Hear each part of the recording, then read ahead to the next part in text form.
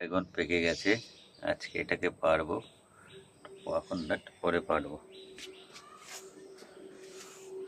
এটা লেবু গাছ, পাতি লেবু গাছ। স্যার এক এক করে দেখাচ্ছি, দেখো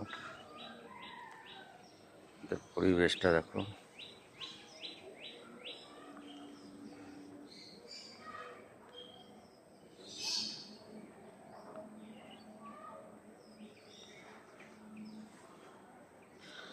দেখো, এটা কিন্তু একটা পুকুর ছিল, পুকুর আছে এখনো, কচুরি পানা হয়ে ভরে গেছে, ঠিক আছে।